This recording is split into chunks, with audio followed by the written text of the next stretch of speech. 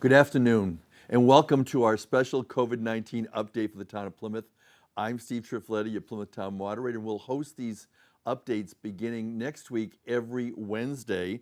Today is Thursday, September 3rd, 2020, and this is update number 63. We took a brief hiatus during the summer, although many of us continued to work actively.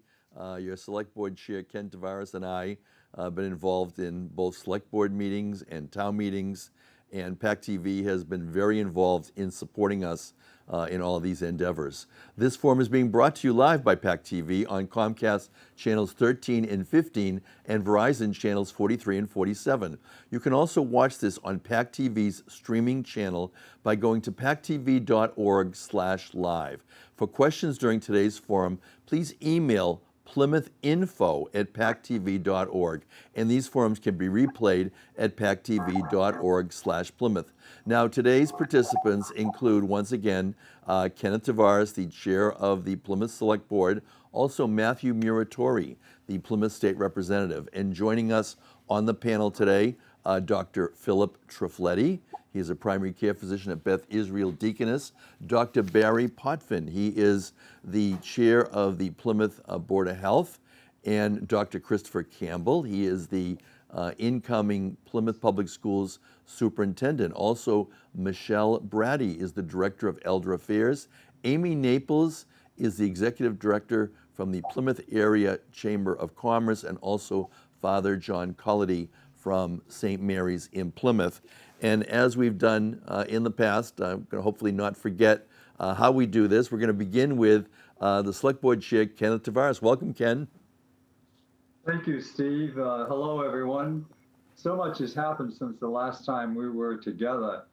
In the interim, we've welcomed back Mayflower 2. We've opened public buildings, worked with the Chamber community to assist our downtown businesses, held a town meeting very successfully, and above all, we've kept our community safe.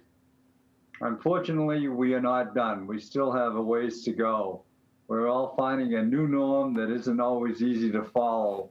I know that none of us have asked for it, but we're dealing with it, and I am so proud of what this community is doing. Nonetheless, we're also finding a great deal of strength and resolve in one another. We need to keep up this good work, keep the positive attitude going. And the weeks to follow, I'm going to be updating you on town issues that need our attention and especially your input. This 400-year-old community has what it takes to continue our governance. Again, I am so proud of Plymouth and how we are working together. On behalf of the Board of Selectmen, I want to say thank you to each and every one of you for what you are doing and what is going to be expected of you in the months that follow. It's good to be back and to be able to have correspondence with you via Zoom. Thank you.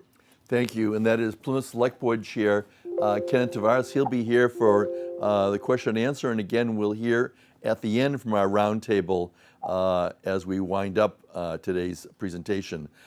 Plymouth's Fall Town Meeting is going to be the third Saturday in October, and once again, I have requested that the Select Board schedule this for remote participation.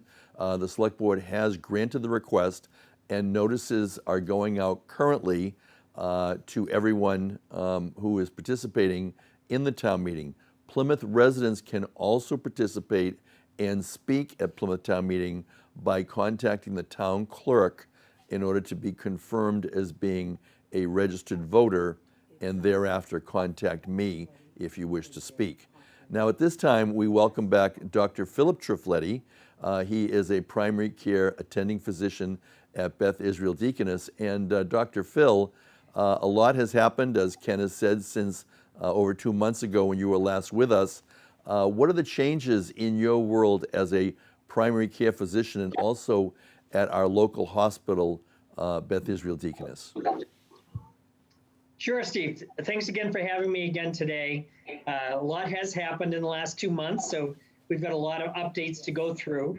The first thing I want to do was really review with you a lot of questions that I get here in my medical practice and types of issues that we have to review with patients, issues that come up for patients and their families.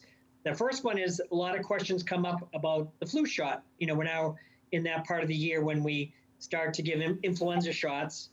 And the best time of the year to get it is actually September, October. That's what the CDC website also recommends. We don't like to give it too early. We don't like to give it in the summertime, even though some pharmacies advertise the availability of the shot, because there is some theoretical concern the shot might wear off before the end of flu season. Flu season for us typically is in the winter months, January, February, March.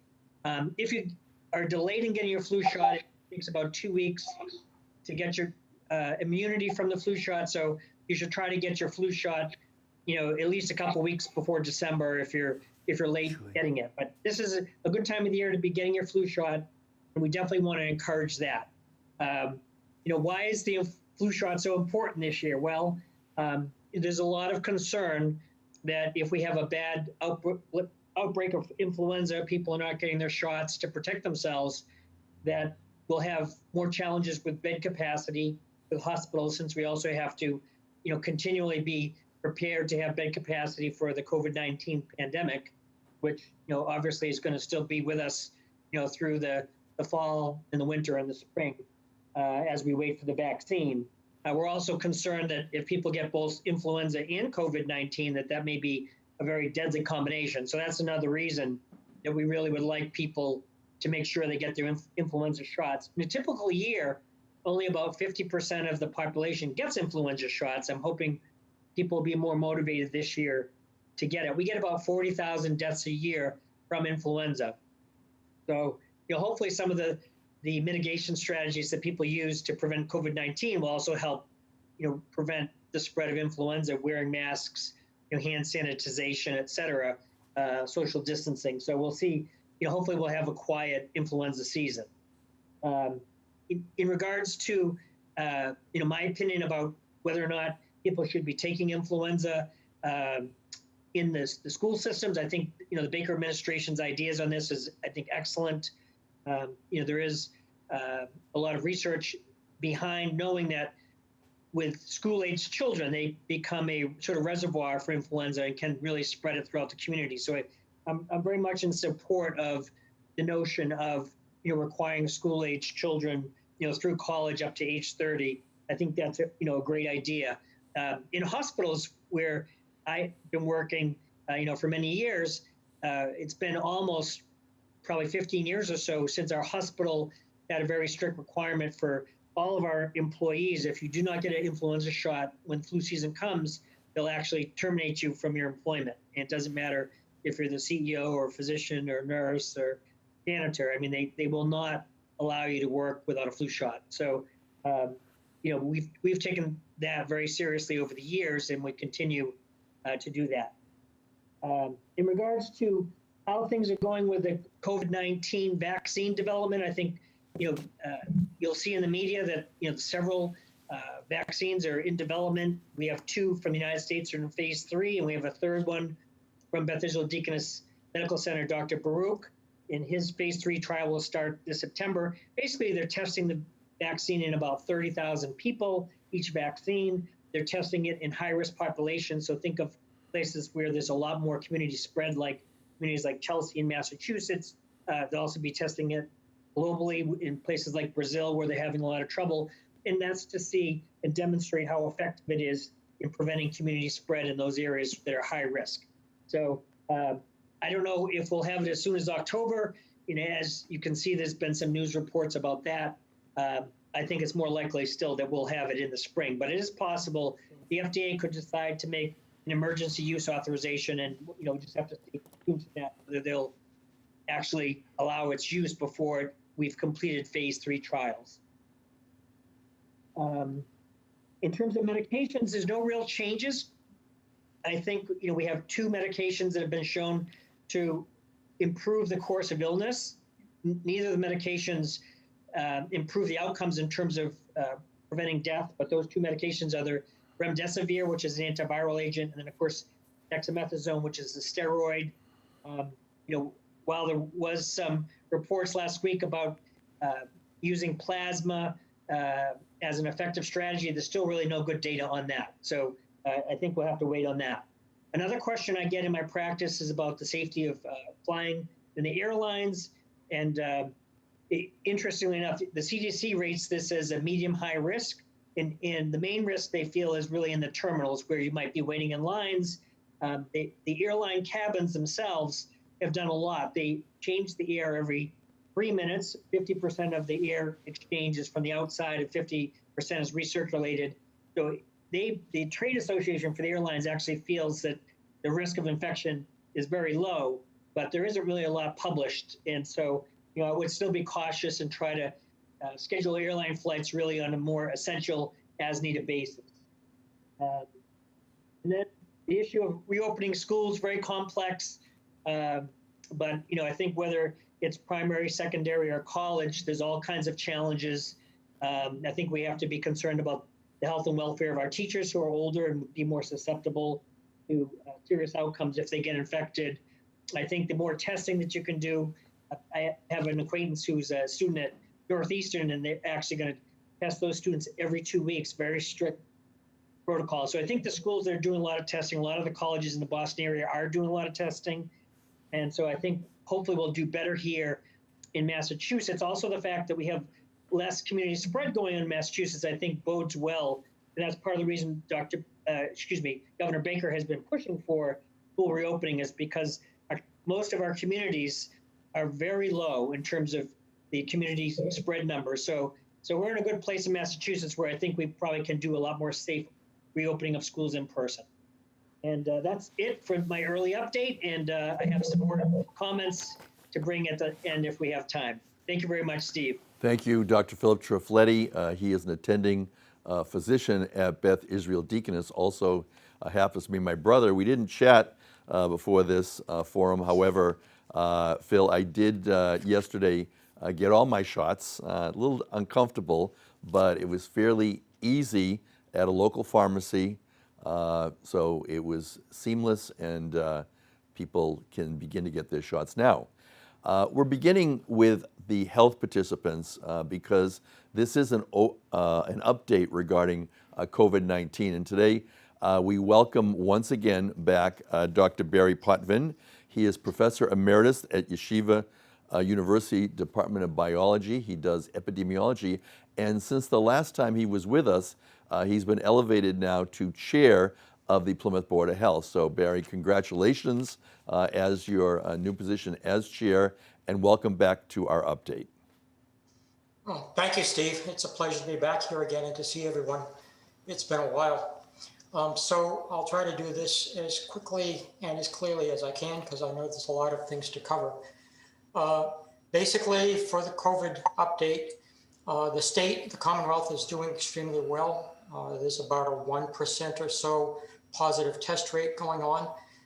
For Plymouth, it's a little bit more concerning. For a long time, about a week or two, some time ago, we were seeing no new cases in Plymouth. And that has changed. For the last week and a half or so, we've been seeing cases on a daily basis. So we now have the issue that, according to the state, our rate is an incidence of 3.6 per 100,000 population. Unfortunately, the 4.0, according to the state, is the cutoff between having Plymouth labeled green and Plymouth labeled as yellow. So we're getting a little too close for comfort to that. And the reasons for that are hard to say. I think I asked PAC TV if they could display some graphs that was produced by our Department of Public Health.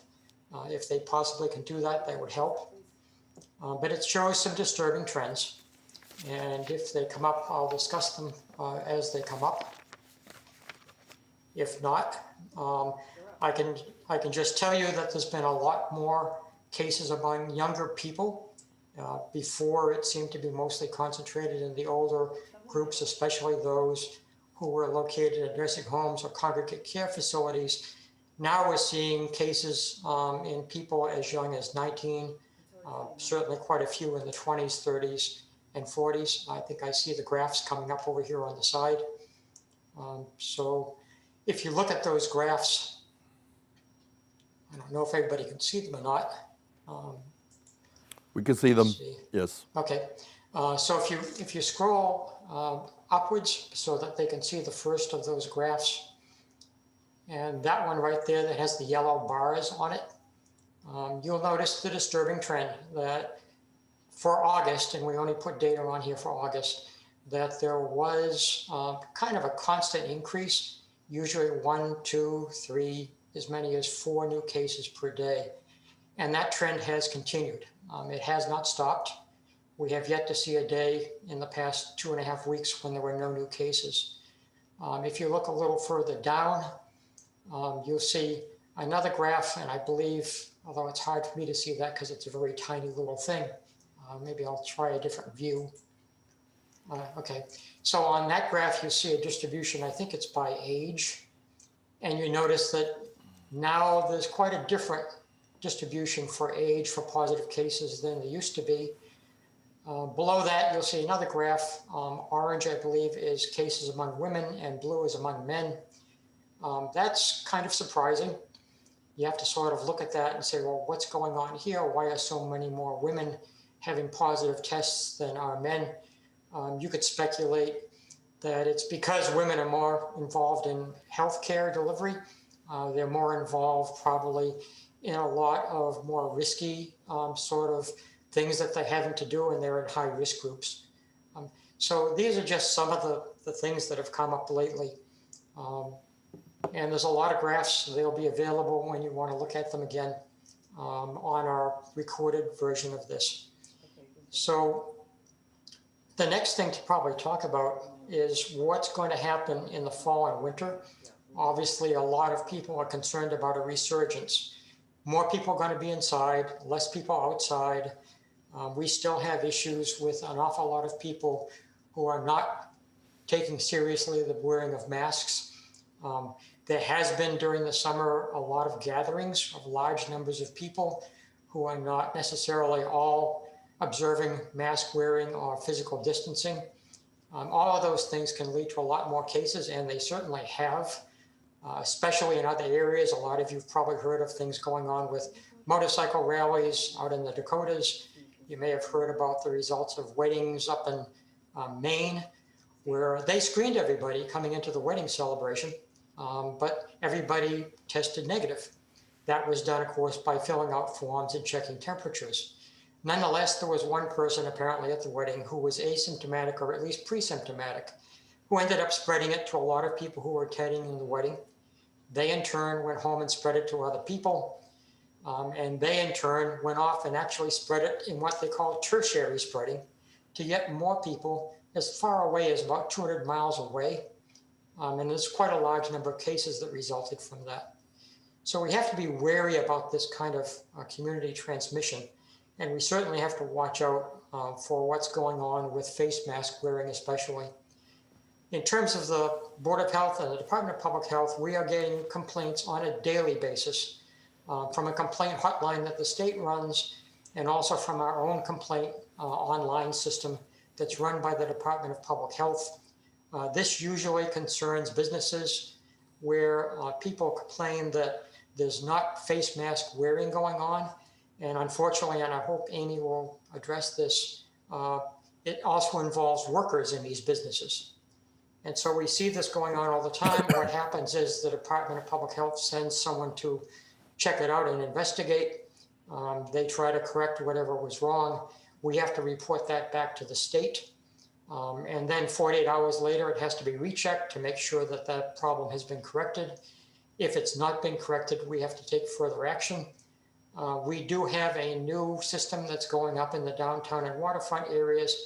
And this is primarily thanks to Amy Naples, who has worked very, very hard on this with the Chamber of Commerce, along with one of our board members, Jerry Levine.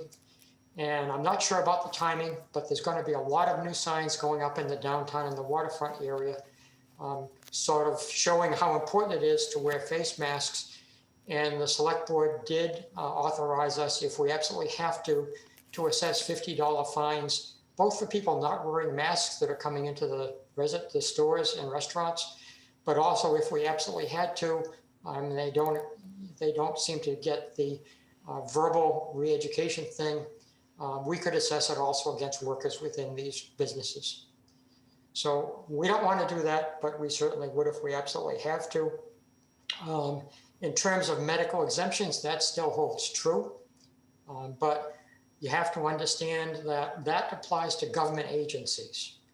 So if somebody says that I have a medical condition that doesn't allow me to wear face masks, we could not fine them. We could, ask them if it would be better off perhaps staying home instead of coming into indoor businesses, but it doesn't apply to private businesses. So if someone who runs a business feels that that's not safe, they can deny entry to someone who refuses to wear a mask, even if it's because of a medical issue that requires them not to. That's their option. We have no control over that kind of thing. In terms of the health risks involved, as we've learned a lot more about this lately, this is not only just something that involves trying to minimize risk to the people of Plymouth, but by doing this, we're also protecting the businesses. Because certainly, and Amy can vouch for this, if there's a lot of cases that pop up, especially if it involves certain businesses, it is bound to hurt those businesses. It is bound to discourage people from going downtown or to the waterfront and shopping and patronizing the businesses. And it affects our tourist industry. Because people see this and they say, you know what, Plymouth doesn't look safe enough to me. I'm not going to go down there. We have to battle this as hard as we possibly can, because we can't let this kind of thing happen.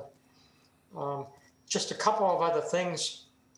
The influenza, I know Dr. Phil went through this somewhat, but I should also point out that the state law that was just, well, it's not a law, it's a governor's order about influenza vaccines, covers all children from 6 months of age up through college age.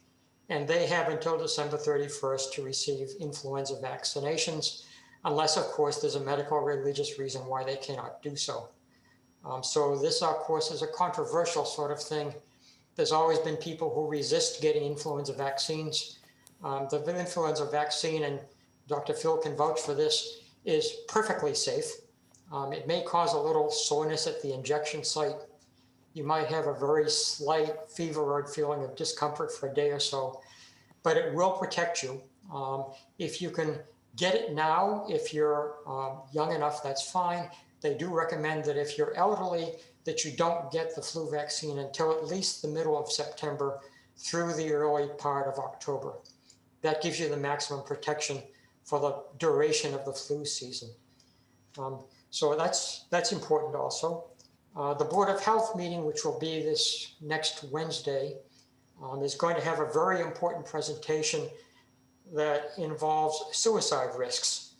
And this came up because the CDC recently reported that about 1/4 of 18 to 24-year-olds have had thoughts where they seriously considered the possibility of suicide in the past 30 days.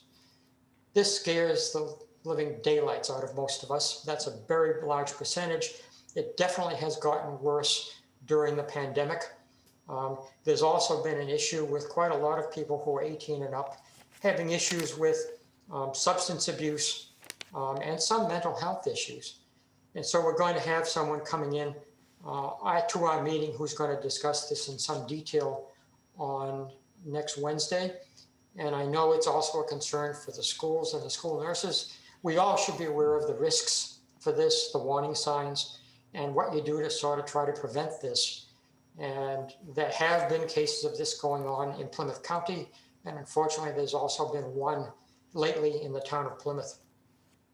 So I think that's all I can give you at the moment. I want to leave time for questions at the end. Steve, thanks very much for having me on again, and I hope I can answer any questions that come up. Thank you, Dr. Barry Potvin. He is the chair of the Plymouth Board of Health. Lots of good information for our viewers. And at this time, we're going to welcome back Dr. Christopher Campbell. He is the Assistant Superintendent of Plymouth Public Schools. Welcome, Chris. Thank you, Steve. Thanks for having me. It's good to be back. We've been working very hard all summer long in preparation for the return of our staff and our students.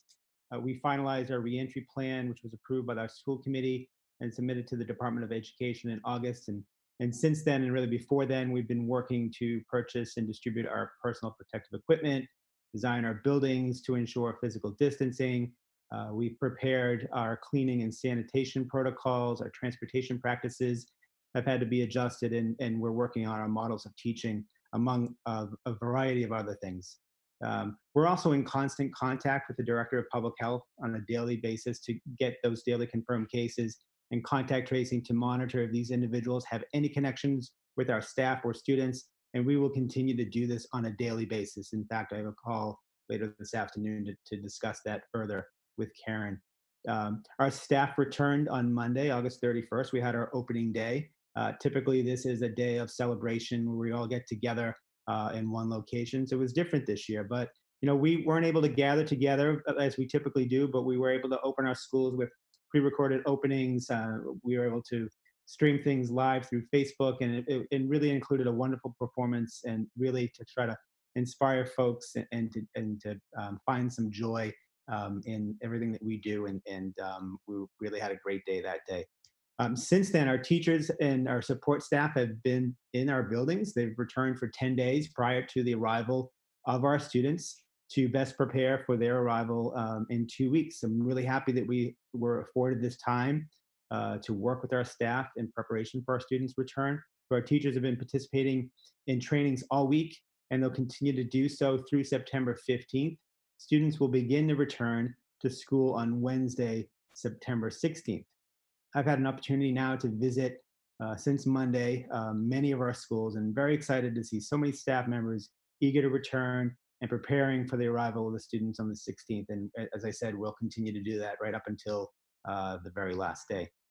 We are returning in a hybrid model for those in the community that don't know, which means that we are dividing our students essentially into two cohorts to minimize the number of students in classrooms, to maximize and expand the physical distancing, and really to have what I call a slow and deliberate reopening, much like we've done, I think, across the Commonwealth with businesses, but really to give us an opportunity to do things slowly, deliberately, and to make sure that everyone understands how we can work together to collectively address the conditions and to ensure that we do everything we can to have a safe reopening and continue that through the year.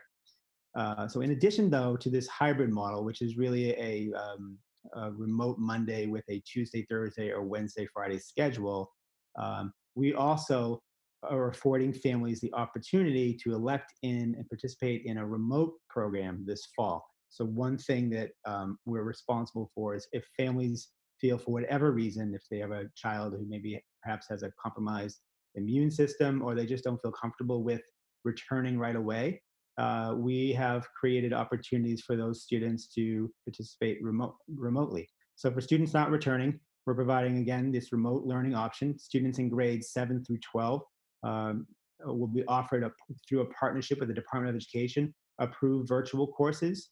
Our K-6 students will be facilitated by Plymouth Public Schools teachers. So overall, when we look at our district and we've surveyed our families, we have just over 9% of our student population that will be electing in to remote learning. A little bit more at the elementary, actually about twice as more at the elementary than the secondary level, but we are prepared for their return. So in addition to finalizing the schedules for students' returns, our guidance counselors, as a result of this, and administration have been working really hard to arrange this programming and scheduling our remote students. So our guidance counselors this week and next week will be reaching out to families to really look at what they would be offered if they were physically coming back to school, and how we can provide that programming, again, that's Department of Education approved through the virtual teachers. So we're working really hard, and our guidance counselors are doing a phenomenal job, as well as our administrators.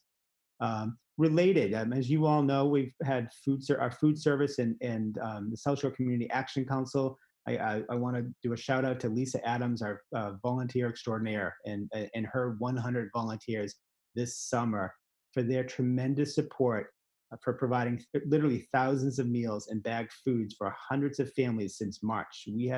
We closed March 13th. We had our first meeting, I believe it was March 16th, with Lisa and the Social Community Action Council. And a week later, we had this just a whole host of volunteers that have been helping to support and feed our families, our students through the entire spring and summer. So I can't say enough of for the appreciation for that.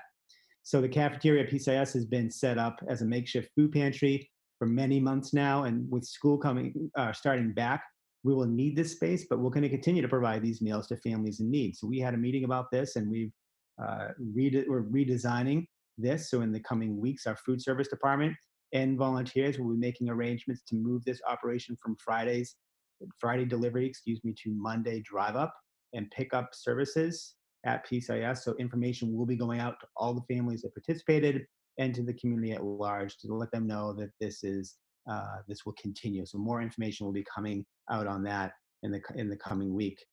I just want to take a moment to also thank our families for their patience as we continue to finalize our class rosters and our schedules.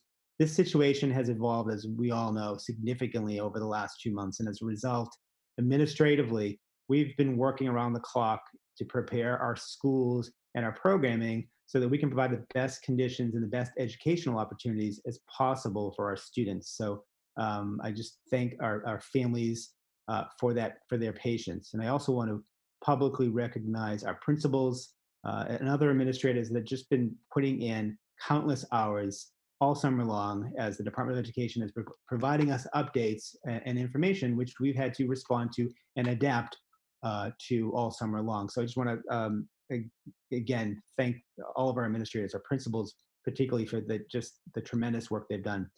And I want to thank our teachers for everything that they're doing now and everything that they'll be doing all week and in the coming weeks for our students' return. We can't do anything without our amazing teachers, and I'm truly eternally grateful for the wonderful staff that we have and the work that they're doing to help our students return to school. We've been out for 5 months, and I'm eagerly awaiting our students' arrival, and I just can't thank our staff enough for that. I also want to thank Dr. Potvin and the Board of Health for their support, as well as the support and collaboration from our town director of public health, Karen Keene. Again, a great collaboration. We're so fortunate to have such experts right here in our town, and we will be discussing this situation on a regular basis and meeting with and having conversations with Karen. But Barry has been just a tremendous support, and I want to thank the board and our director for that. And lastly, I just want to thank our school committee for the countless hours and the days that they've been spending with us, our administration, and with our community as we prepare for this opening in September.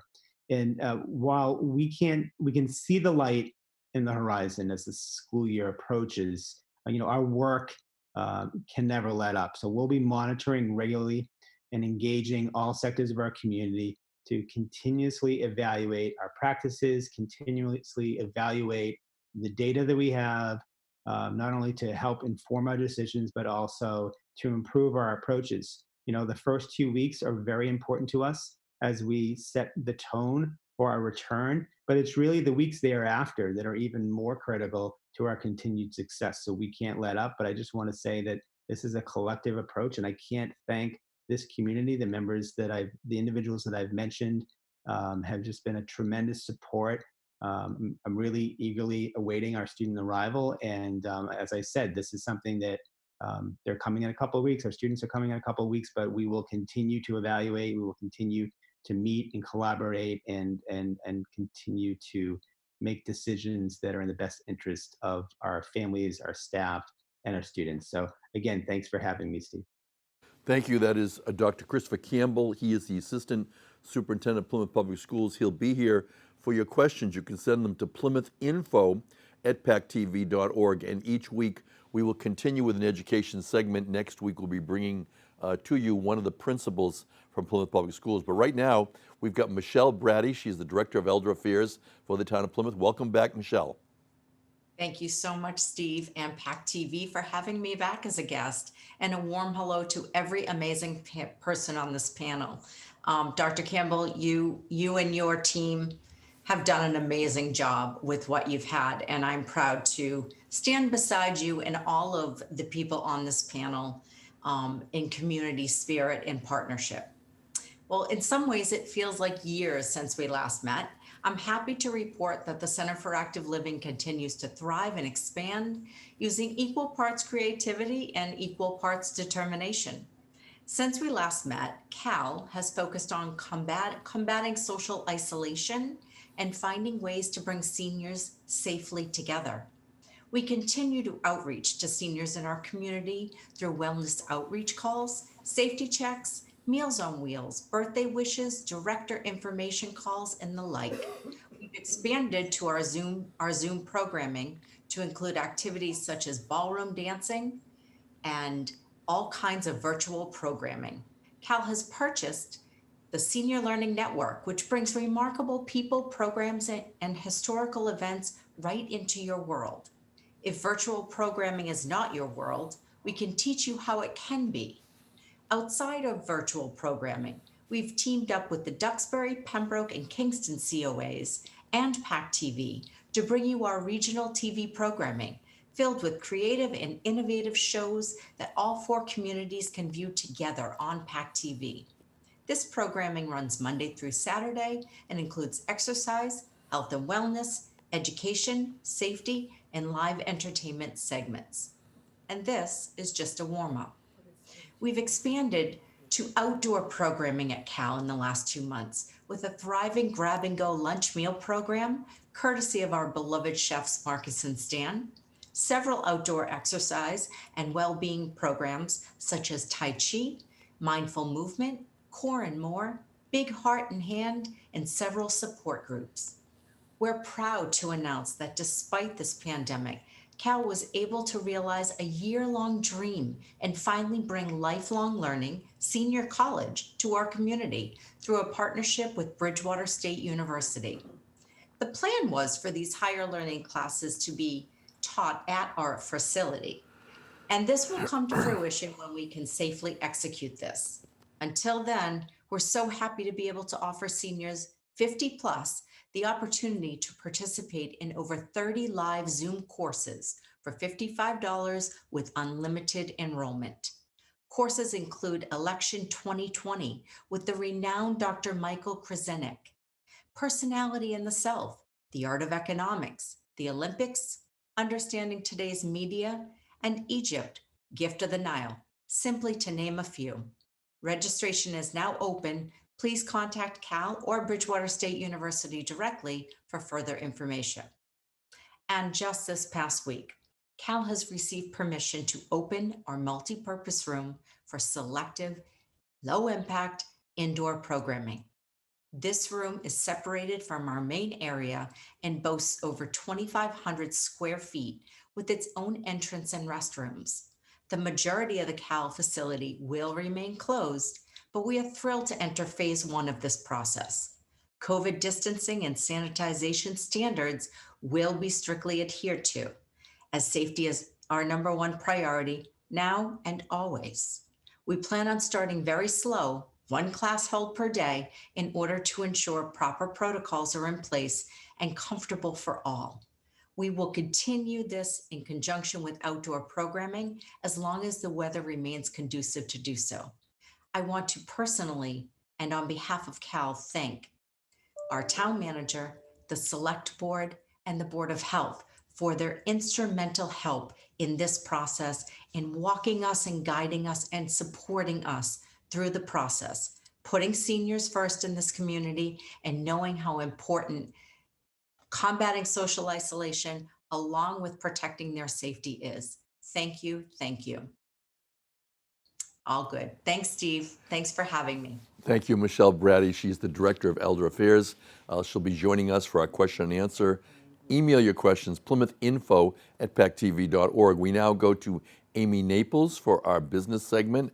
And Amy, earlier, Dr. Potvin cued you in when it comes to signage. Tell us a little bit about what you have for us today.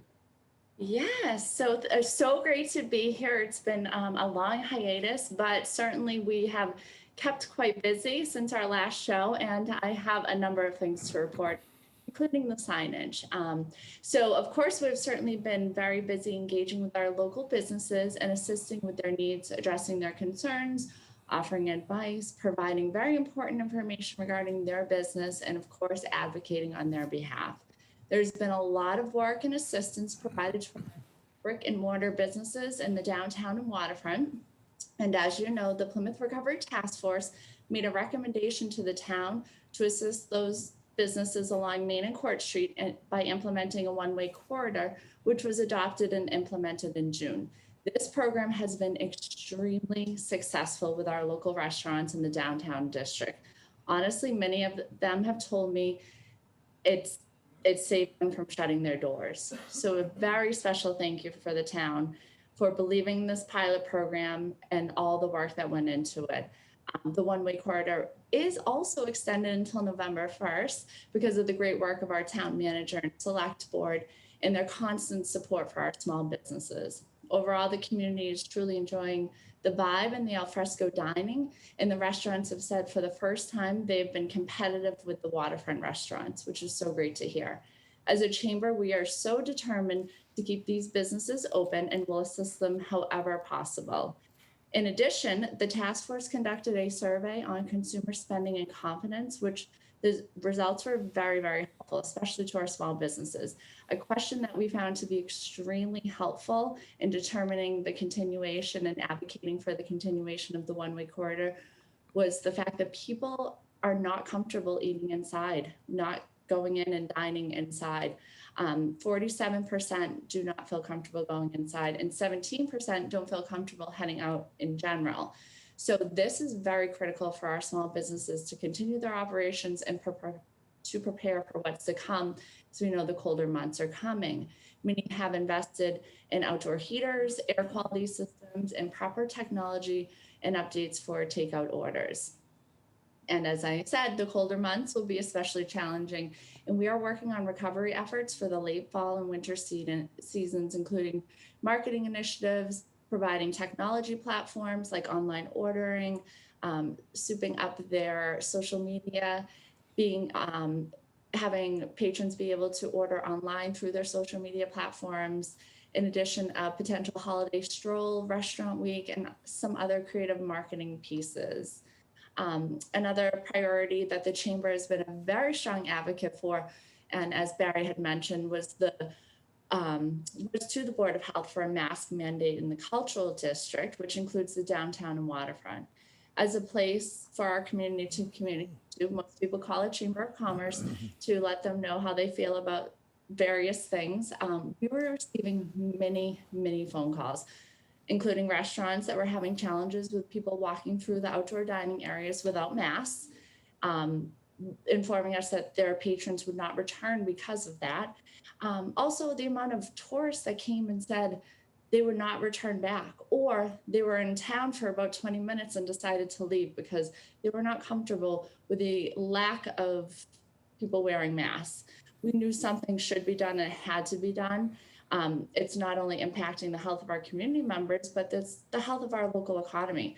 So there's many things we don't know at this time, but we do know the health and wellness of our community is good for business.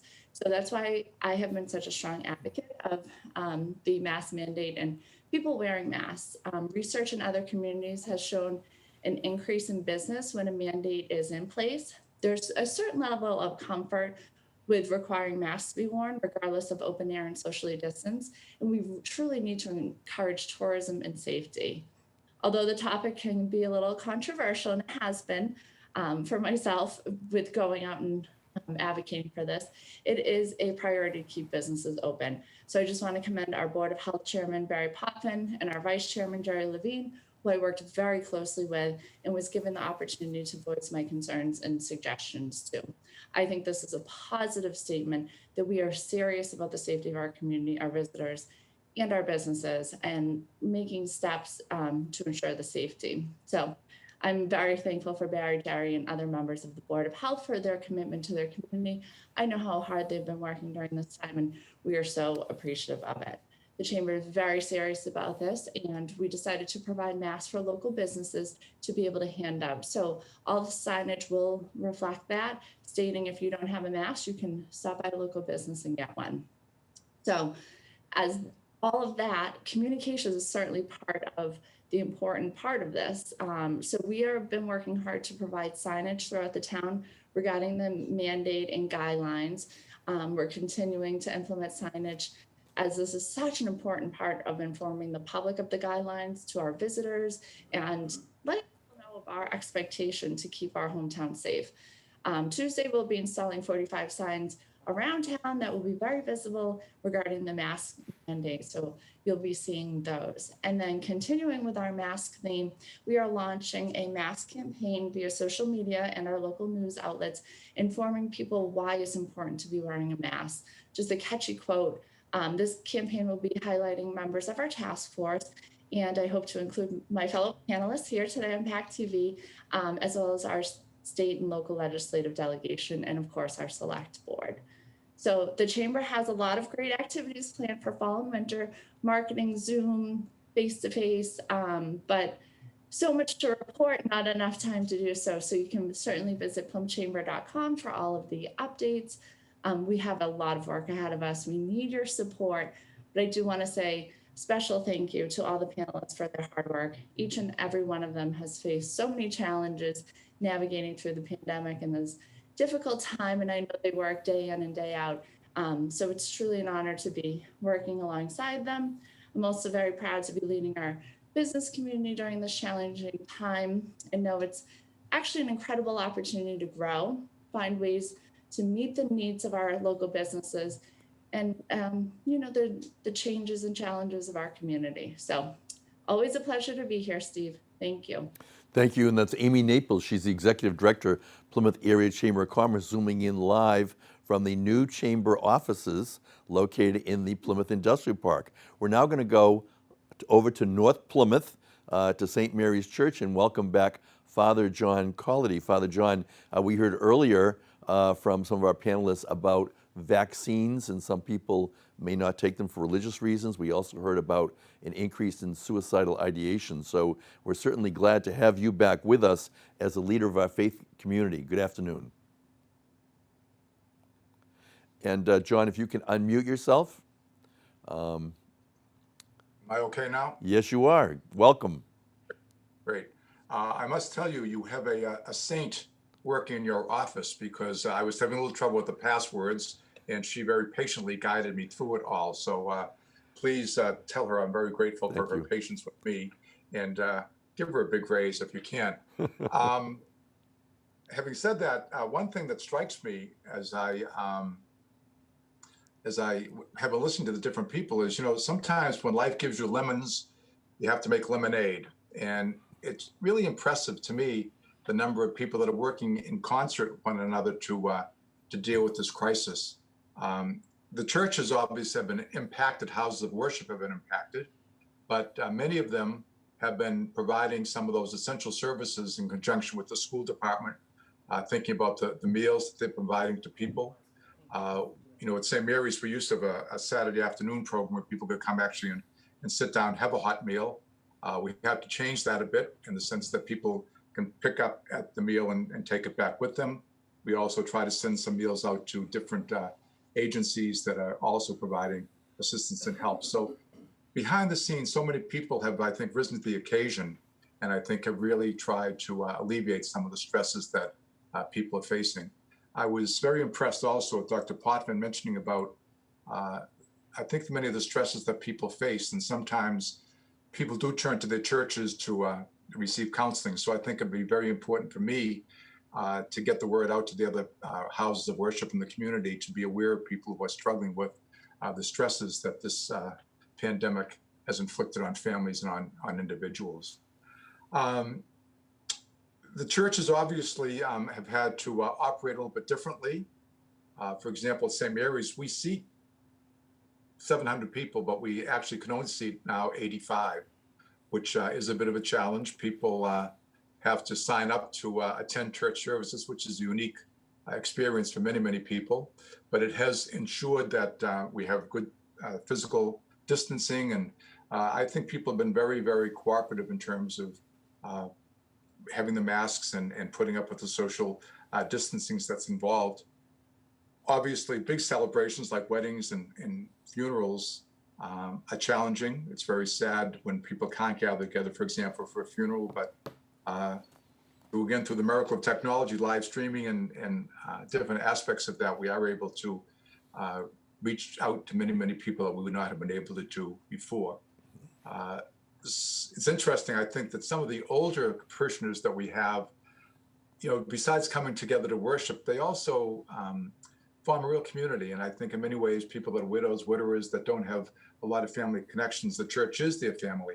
And so even though that's the age group that we want to be particularly sensitive to because of the COVID crisis, we have tried to reach out to those people, sometimes by phone calls, home visits, and trying to help them know that there are people that do care about them, and there are some resources that are available.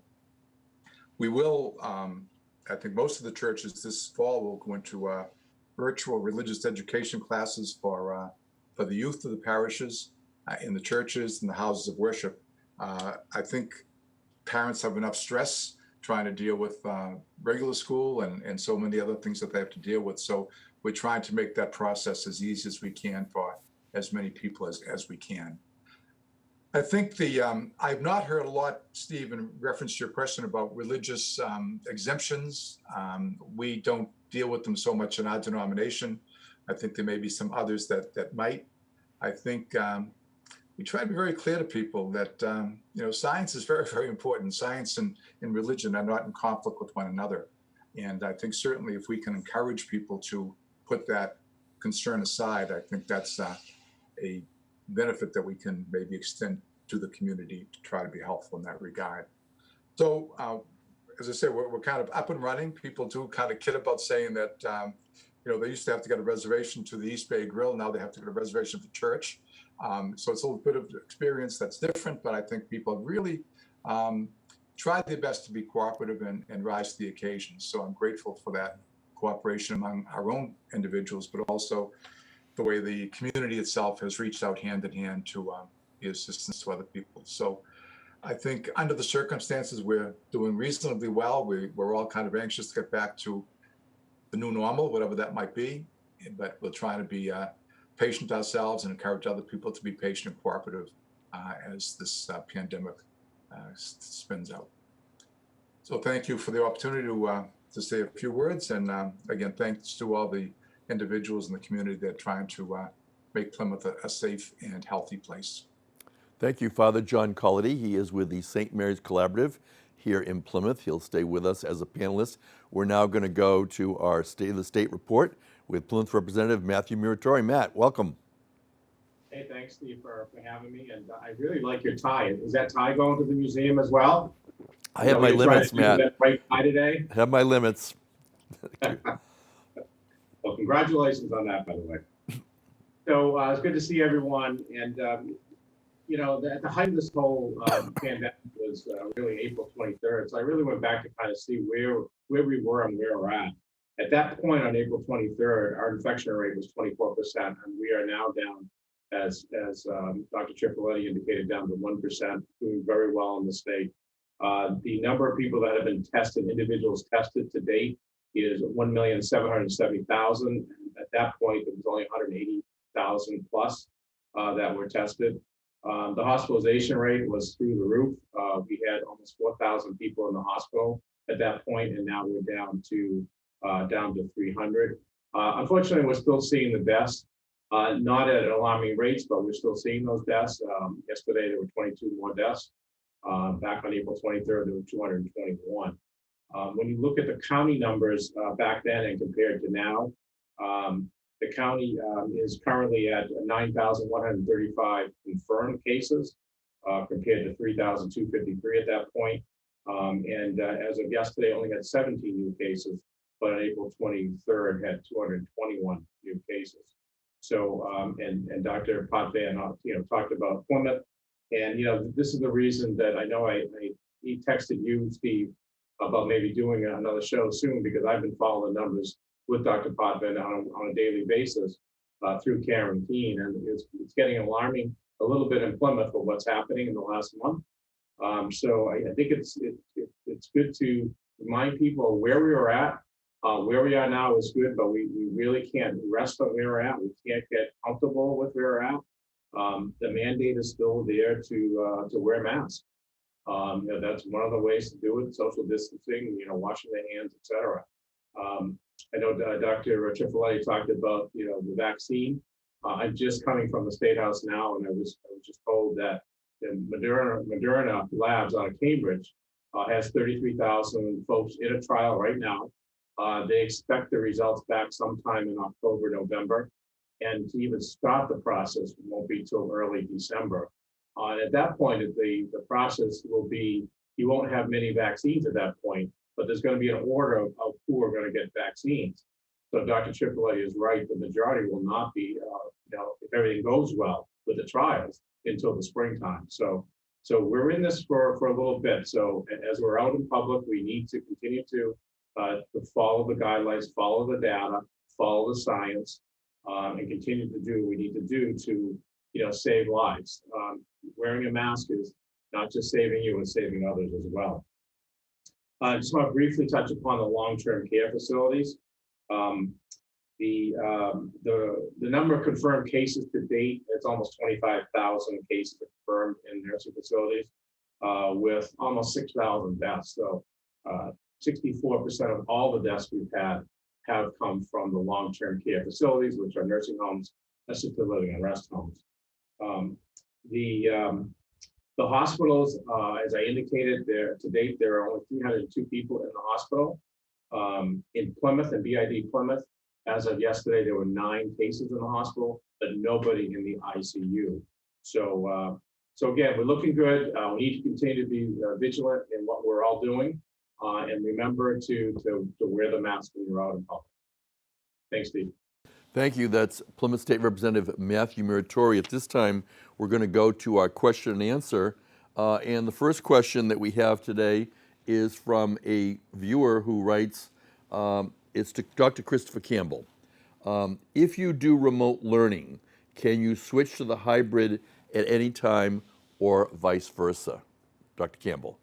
Oh, thank you. I'm glad that the viewer actually had that question. It was in my closing remarks for today. So there's some confusion out there that for whatever reason that if you choose to go remote initially that you can't come back, and that's not true. Families are always welcome back in our schools, even if they do elect remote learning initially. So as I said in my opening remarks, we have just over 9% of our families that are electing into remote education to start in September, and all of those families are more than welcome to come back at any time.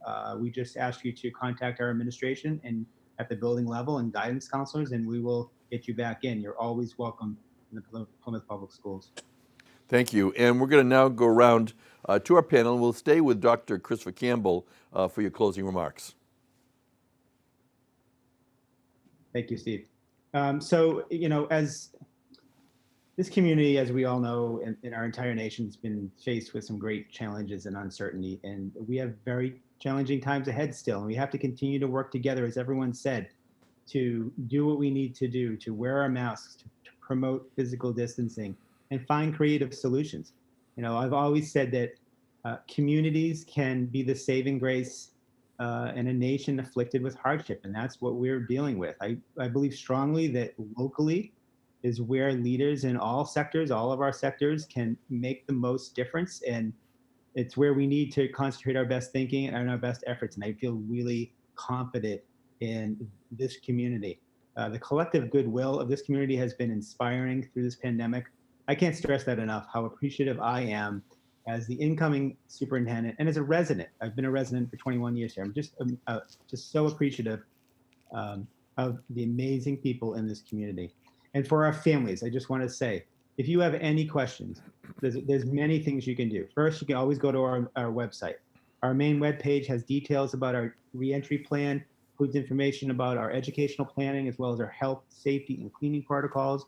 We also have a frequently asked questions section with over 100 common questions, but always, always, always, I can't stress enough, if you have a question, please contact your child's principal. You can contact me directly, any administrator in our district, and we will be happy to speak to you directly. Sometimes, most of the time, it's as easy as a phone call to try to explain things and make people feel better about their questions and concerns. And as I already said, with our viewer that had a question, our families are always welcome back in our schools, even if they elect remote learning from the beginning. There is no need to commit for the entire year. So again, if you have any questions, please reach out to us. I'm happy to talk to anyone at any time. So thank you, Steve, again for having me.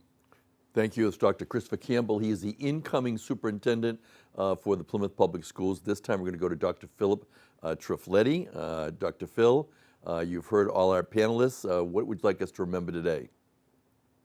Thanks, Steve. 3 points. Amy made it very well. Masks are important. We believe it significantly reduces the spread of COVID. So can't emphasize that enough, as Matt also was mentioning this. Second, I think we have to resist the temptation to have large gatherings. And so I think, as Dr. Potvin talked about the outbreak they had in Millinocket, Maine, and how that spread throughout the state to over 100 people infected in different communities, we really have to try to, be very careful and judicious about, how we congregate and try to keep our gatherings small as much as possible. And also, I think that indoor gatherings, we do believe probably brings the social distancing issues into play more. And so, I do think outdoor activities are still the best places to stay safe and avoid infection. And then lastly, we had a few people talk about flu shots, including Dr. Potvin. They are safe.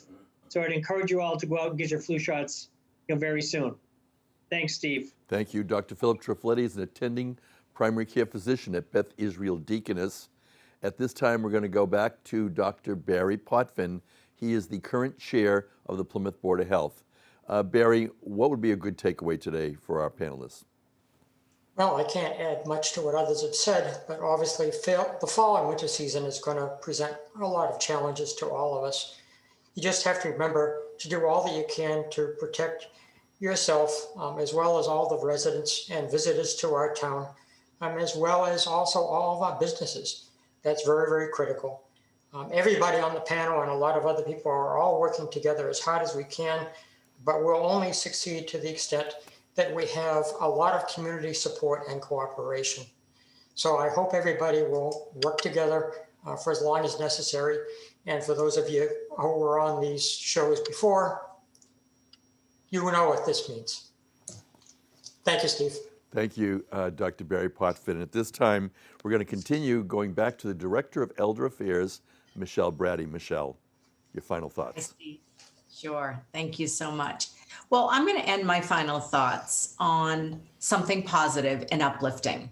The seniors in our community have had to exercise the most patience, probably out of any population, in terms of what is safe for them to do.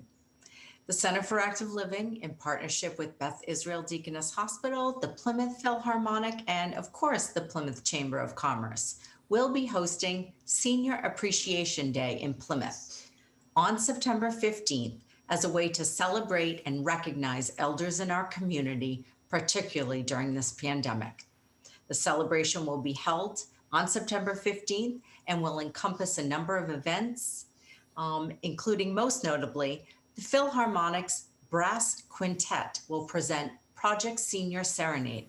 These live brass concerts will be performed in serenade style at several Plymouth senior housing units on September 15th and September 17th from 4 to 7:30 p.m.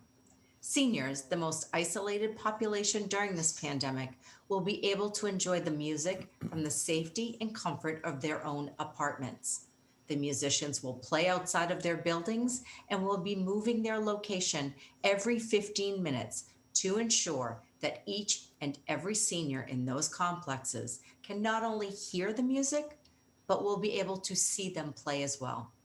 In addition, the Center for Active Living, Beth Israel Deaconess Hospital, and Plymouth Chamber of Commerce will be hosting drive-through appreciation parades. Seniors will not be leaving their vehicle, but as a way to spread cheer for our most socially isolated population.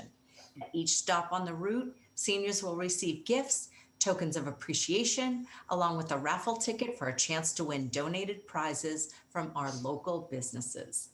Amy Naples is working with these local area businesses, of course, to participate in this event, and there will be all kinds of special discounts given for our seniors. You can catch us on the PAC TV show Local Matters to learn more details regarding this exciting event. But we are really happy to be doing this, and our seniors in this town absolutely deserve it. Thank you, Steve.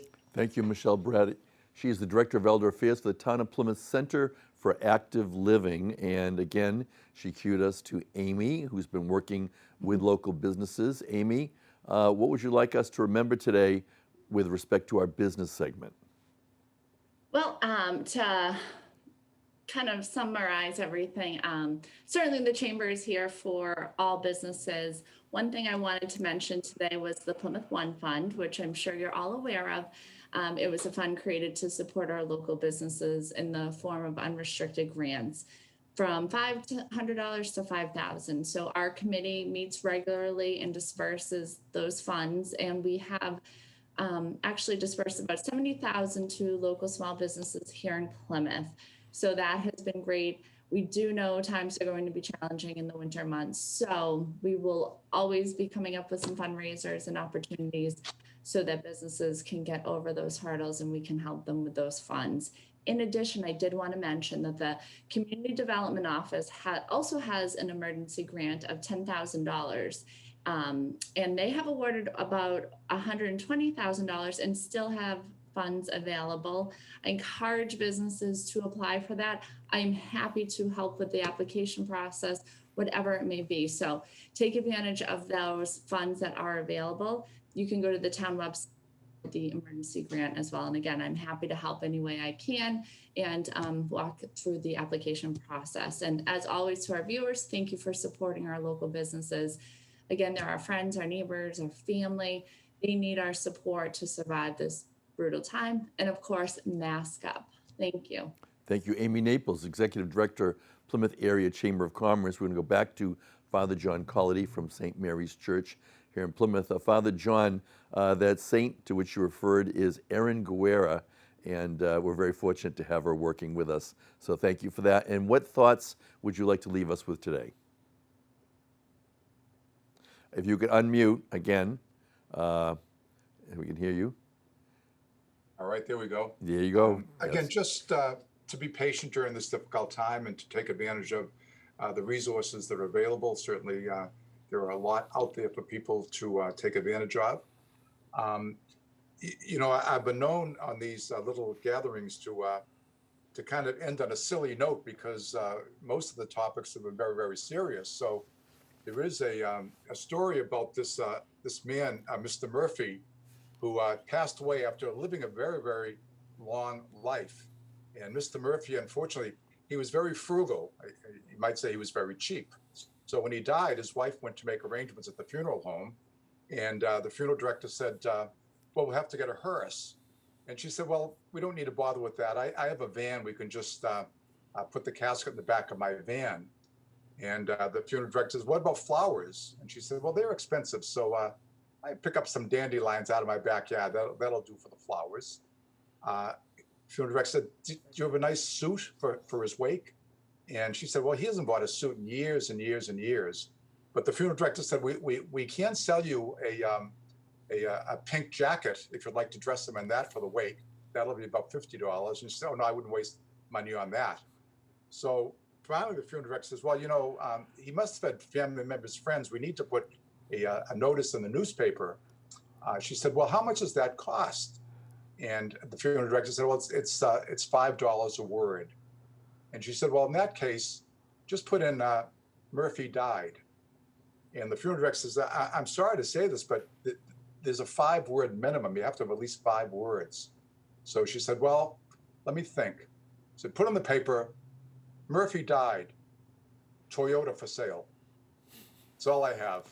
Thank you all very much. Have a great day.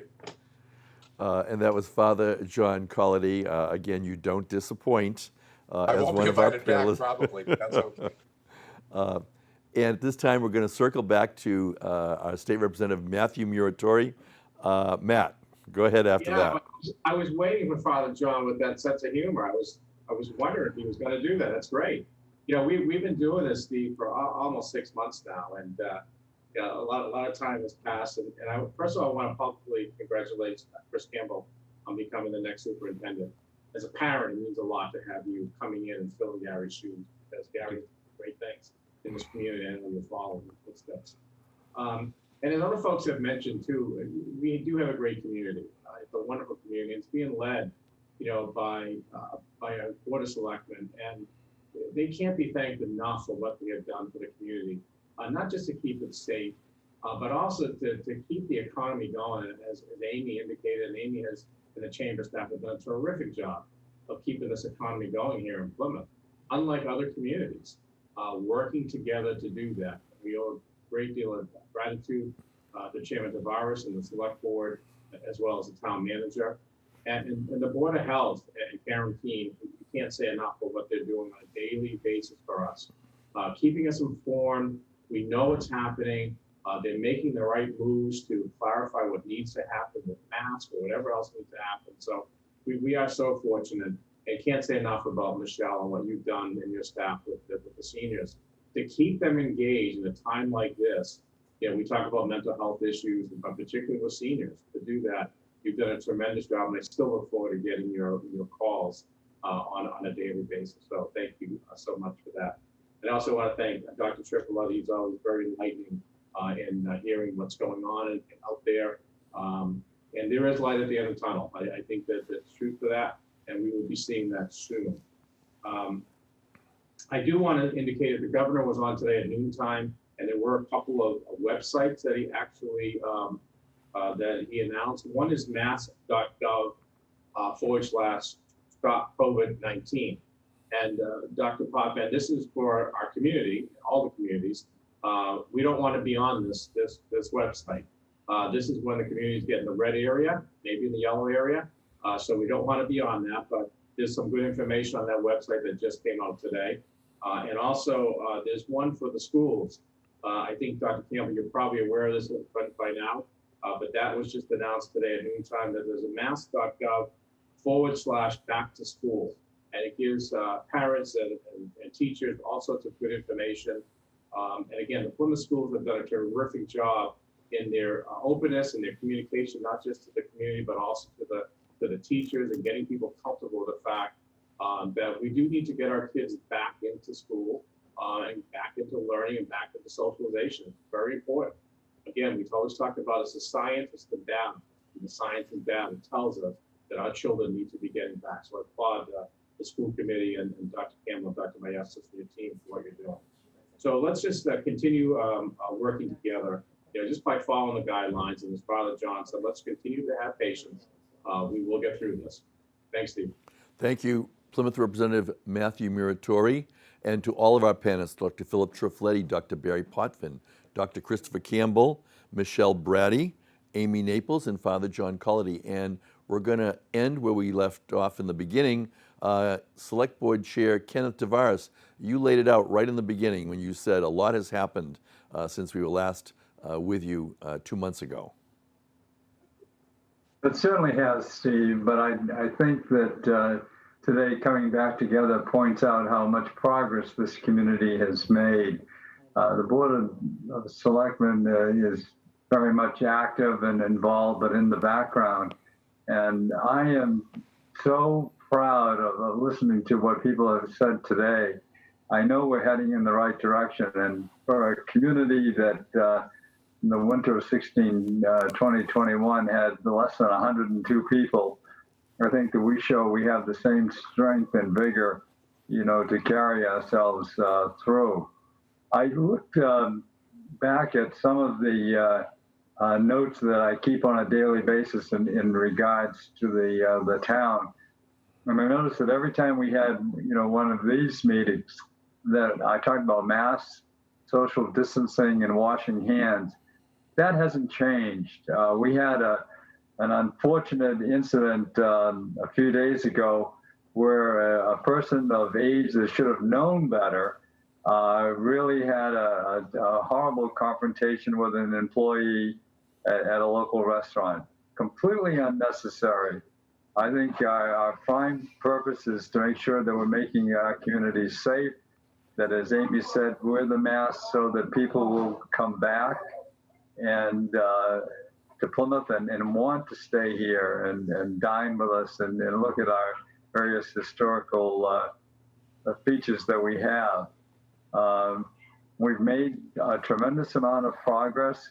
I am so appreciative of knowing that the state delegation, which is with Matt Muratore, Sue Moran, and Kathy Lenatra, that they're standing alongside us, that our federal officials are doing the same. You know, we need one another to, you know, in order to get through this, and I am appreciative of it. Also, I do want to say something that I have taken away since we haven't been on the air, and that is the dedication of the employees of this town.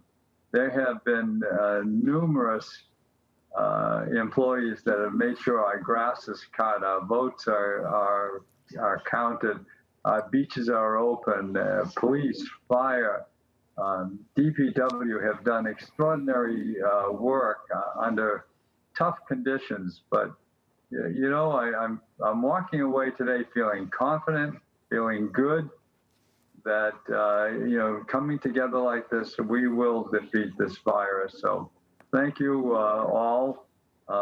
Steve, I hope you have a pink shirt for the next Wednesday when we meet.